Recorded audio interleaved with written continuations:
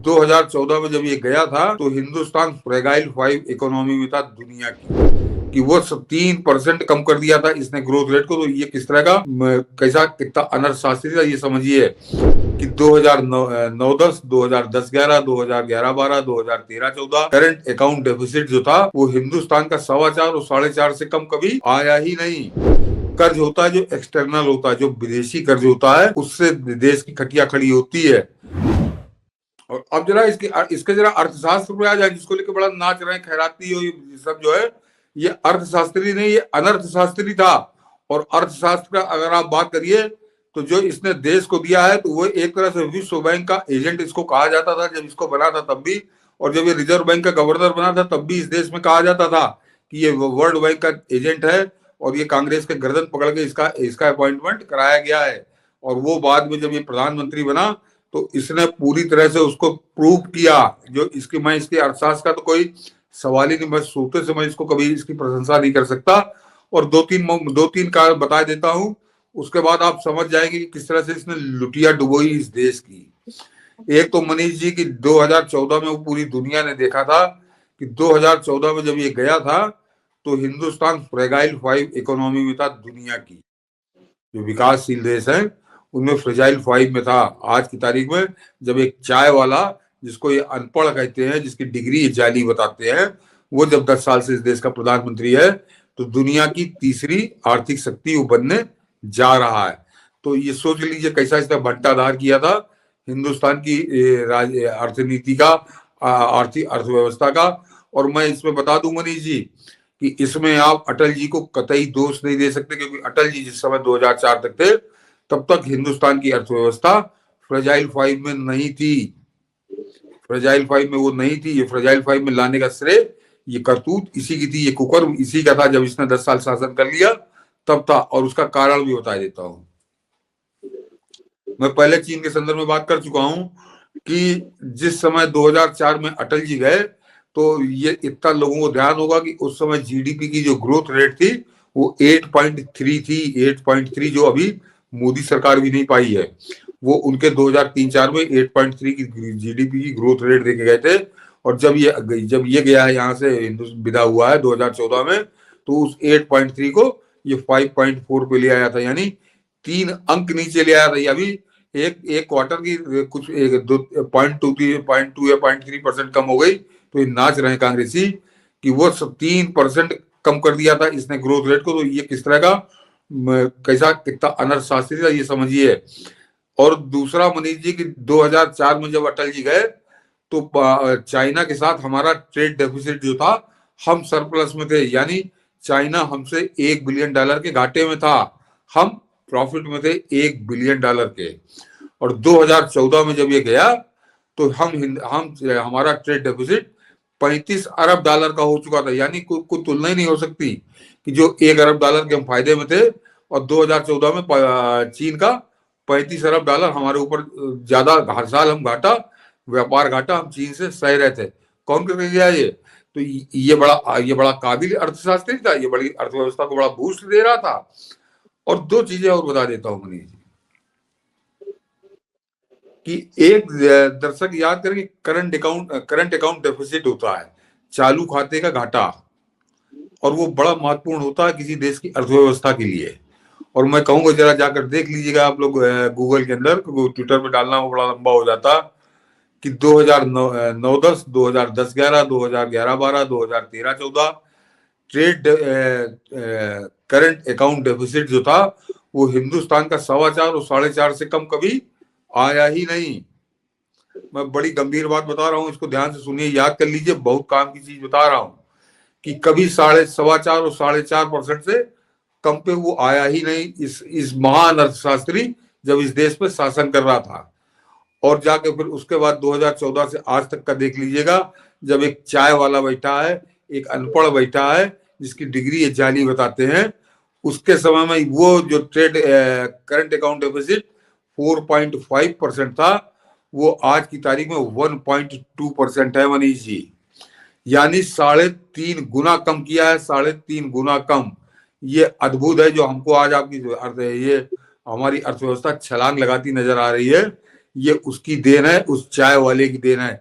ये मनमोहन सिंह के मुकाबला मोदी से करेंगे? तो एक तो करंट अकाउंट डेफिसिट, ये जो थोड़ा बहुत हम लोग के अर्थशास्त्र से जुड़े लोग होंगे वो समझ रहे होंगे मैं क्या कह रहा हूं। और एक बड़ा सामान्य सा बता देता हूं कि जो हम कर्जा लेते हैं मनीष जी, एक बार कर्जे पे हम लोगों ने बात की थी तो याद दिलाया था कि अंदरूनी जो कर्जा होता है, जो घरेलू कर्जा होता है, उसको मैं कर्जा मानता ही नहीं, क्योंकि वो कर्जा सरकार अपनी संस्थाओं से लेती है। भारत सरकार अगर स्टेट बैंक से कर्जा ले रही है तो कर्जे को ही वो अपने एक उसमें अलग अलग खांचे बना रखे हैं कि इस मौके पे तुमसे ले लेंगे, इस मौके पे तुमसे ले लेंगे। अगर वो ना दे तो वो कोई बोझ नहीं होता, वो कोई लदान नहीं होती। कर्ज होता है जो एक्सटर्नल होता है, जो विदेशी कर्ज होता है, उससे देश की खटिया खड़ी होती है। और वो आप सामने देख रहे हैं पाकिस्तान की स्थिति, आप देख रहे हैं कि विदेशी कर्ज की वजह से उसको कहीं कोई देने को तैयार नहीं है। और उस कर्ज का सबसे बड़ा जो पैमाना होता है मनीष जी, कि वो कर्ज का अनुपात आपके जीडीपी से कितना है। और मैं फिर कहूंगा दर्शकों से कि एक बार जाकर आप जरूर चेक करिएगा गूगल पे, क्योंकि मैंने कहा बड़ा लंबा हो जाता, फिर बड़ा बोरिंग हो जाता अगर मनीष जी दिखाने लगते बीच में, वो ब्रेक हो जाता। कि सरदार जी के समय में वो जो कर्ज टू जीडीपी का जो रेशियो था वो कभी 23-24% से कम पे आया ही नहीं। जो हमारी जीडीपी, उसका 23-24% विदेशी कर्जा हमारे ऊपर होता था। और आज हमारे चाय वाले ने ऐसा कमाल दिखाया है कि वो जो 23-24% होता था वो आज घटकर 17 और 18% पे आ चुका है। यह है इस चाय वाले का कमाल। और इस अनर्थशास्त्री का, जो महा अनर्थशास्त्री था, जिसको अर्थव्यवस्था के नाम पर चूना लगा रहा था इस देश को, और ये भाण, ये मीडिया के भाण, ये जो यूट्यूब पे बैठे हैं भाण, और ये जो कांग्रेस के खैराती, इनको शर्म नहीं आ रही कि ये एक तरह से दिन को रात और रात को दिन बताने वाला पहाड़ा पढ़ रहे हैं और पूरी बेशर्मी से पढ़ रहे हैं और कह रहे हैं हमारे साथ साथ पूरा देश पढ़े। मैं इसीलिए मैं दर्शकों को देखो, जो हम लोग रेगुलर है, कि मैं हमेशा 2 दिन से मैं इसीलिए टाल रहा था कि चलो भला आदमी था, 92 साल का है, ठीक है, लेकिन आज इन्होंने कहा कि जरा इसकी पॉइंट उतार के इनको बताया जाए कि क्या हुआ, क्या असलियत थी उस आदमी की। तो यह है उस आदमी की असलियत, और इतना ज्ञानी था वो। नहीं, एकाएक सर एक इसका बड़ा बड़ा जो खलिहर लतिहर हैं, जो बड़े बड़े ज्ञानी हैं, आपने देखा होगा कई ट्वीट कर रहे हैं इसकी महिमा मंडन की, वित्त मंत्री था ऐसा करा। तो ये जब वित्त मंत्री था ऐसा करा तो प्रधानमंत्री रहकर क्यों नहीं कर पाया ये? बस मनीष जी, आप वही बात कह गए जो अभी जो कुछ मैंने बताया कि ये कि जब जो मैं बता रहा हूँ कि 91 में जिस समय सोना गिरवी रखा गया था, प्रधानमंत्री नरसिम्हा राव ने इसको वित्त मंत्री बनाया था। उस समय मनीष जी, भारत का जो विदेशी मुद्रा कोष था वो $1 अरब से भी कम हो चुका था। तो मजबूरी थी सोना रखना, था गिरवी रखा गया। लेकिन जब नरसिम्हा राव वहां से विदा हुए 1996 में, तो वो विदेशी मुद्रा कोष $25 अरब, 25 या 35 में भूल रहा हूँ, 25 या 35 अरब डॉलर विदेशी मुद्रा कोष वो छोड़कर गए थे। तो ये जो बड़ा था, तो अगर ये इसी काबिलियत से बड़ा था, ये बड़ा काबिल था, तो वही कमाल की इसने जब प्रधानमंत्री बना तब इसने क्यों नहीं दिखाया। इसके क्रम में बता रहा हूँ आपको कि चीन के साथ व्यापार घाटा 35 गुना बढ़ गया, 35 गुना से ज्यादा, कि वो $1 बिलियन जो सरप्लस था वो 35 गुना ज्यादा हो गया। डेब्ट टू रेशियो जो जीडीपी था वो 23% था, वो घटाकर प्रधानमंत्री मोदी आज 18% पे लाए हैं। तो ये तो जब इसके हाथ में पूरा आया, जिम्मेदारी आई, तो कैसा सत्यानाश किया इसने देश की अर्थव्यवस्था का। ये अभी पूरा मैंने आपको बड़ा संक्षेप में बताया है। तो ये आदमी पूरा प्लांटेड आदमी था। अभी कोई कमेंट में लिख भी रहा था कि ये वर्ल्ड बैंक का प्लांटेड आदमी था, और ये बैठा रहा, ये वित्त मंत्री बना गया, उसके बाद ये प्रधानमंत्री बन गया। लेकिन आज जो बोलना नहीं चाहता था वो सच अब ये बुलवा रहे हैं हम लोगों से।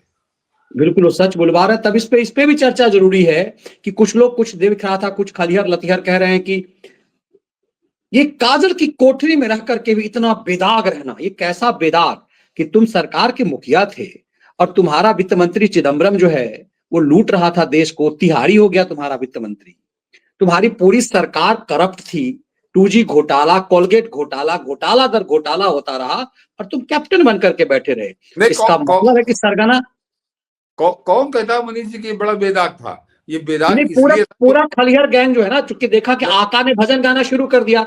जब तक कांग्रेस खलिहरों के आका मनमोहन सिंह की बुराई करते थे, तब तक देखिए कल तक सब मनमोहन सिंह के खिलाफ बोल रहे थे। एकाएक जब स्ट्रेटजी अपनाई गई कि नरसिम्हा राव को बदनाम करने के लिए राहुल गांधी और सोनिया गांधी ने स्ट्रेटजी बनाई इसे महान बनाने का, तो तमाम खलिहर लतिहर कह रहे हैं कि बहुत ईमानदार था ये, इसके सरकार में घोटाले हुए लेकिन ये बेदाग रहा। कि कैसा बेदाग था, ये कैसा बेदाग था, ये क्यों बेदाग था, ये समझ लीजिए। कैसा बेदाग तो था ही नहीं, ये क्यों बेदाग था इसको भी जरा दर्शक समझे हैं। क्योंकि राजदीप सरदेसाई को पद्म श्री दी थी, बरखा दत्त को पद्म श्री दी थी, बाकी लोगों को दारू की बोतलें हवाई जहाज में पार्टियां हुआ करती थी, वहां दारू पियो, भरपेट पियो, उसके बाद जहाँ होटल में रुको वहां भरपेट दारू पियो, सब पीएमओ के खर्चे से होता था। कई जो है राजस्थान मध्य प्रदेश में वाइस चांसलर ही चिरकुटों के गैंग रहा करते थे, तो वो आजकल गा रहे हैं, कह रहे हैं कि ईमानदार है। वो जो 10 साल तक भरपेट दारू पिलाई तो उनको दाग दिखते ही नहीं थे, इतने नशे में थे, इतने नशे में थे, सत्ता के नशे में खैराती, कि इनको कभी दाग दिखे नहीं। अन्यथा किस तरह से नालंदा विश्वविद्यालय के नाम पर अमर्त्य सेन के साथ मिलकर इसकी तीनों बेटियां लूट रही थी देश को, 3,000 करोड़ रुपए का घपला है वो, उसको वो ये बेदाग था। क्योंकि तुम कभी बोलते नहीं थे, तुम कभी उसको लिखते नहीं थे, तुम कभी उसको दिखाते नहीं थे। और तो और आज भी मनीष जी कितनी बेशर्म लोग हैं ये, कि आज भी इसकी लड़की सोरोस क्या नौकरी कर रही है, जो जॉर्ज सोरोस इस देश को टुकड़े टुकड़े कर देने की बात कर रहा है, तबाह कर देने की बात कर रहा है, उसके यहाँ इसकी लड़की नौकरी कर रही है, इसको मालूम नहीं है, ये जानता नहीं सोरोस कौन है, ये तो बड़ा महान अर्थशास्त्री है, तो इसने क्यों नहीं कहा कि अपनी लड़की से छोड़ दो। तो ये जो खैराती है, इनको तो वो अशोक श्रीवास्तव जो हमारे दूरदर्शन में इस समय संपादक है संभवतः, तो वो तो बकायदे बड़ा खुलकर एक इंटरव्यू में बता चुके हैं कि यहाँ से जहाज में दारू शुरू हो जाती थी, होटल में दारू पानी की तरह बहती थी, और उसके बाद ये जो लैमार टाइप के जाते थे, विदेश यात्रा करते थे, ये वहां से आते समय 2-4 बोतल चुरा भी लाते थे कि जो खुली नहीं बोतल ये ले मैंने अपनी किताब में भी इसकी व्याख्या की है साक्ष्यों के साथ, कैसा क्या क्या करते थे ये सब, ये दारू की बोतलें। वहां प्रधानमंत्री स्पेशल इंटरव्यू जहाज में देता था, आपको याद होगा अखबारों में लिखते थे प्रधानमंत्री के विशेष जहाज से। अबे चिरकुट अखबार में जो छपता था तो जहाज से उतर जाते होगे तब तो छापते होगे। नहीं तो मनीष जी वो जो अय्यासी करी, वो जो क्या कहूं उसके शब्द बोल दूंगा, कोई संसदीय निकल जाएगा मेरे मुंह से, कि वो जो अय्यासी तुमने करी, और तुमको अब यहाँ पे नरेंद्र मोदी तुमको लैया चना नहीं खिला रहे, कह रहे हैं तुमको अगर अमेरिका मेरे दौरे में जाना तो तुम अपने जहाज से टिकट कटा के जाओ, अपने होटल में रुको, वहां रिपोर्ट करो, जो तुम्हारा काम है, तुम्हारा संस्थान तुमको पैसा देता तो जाओ।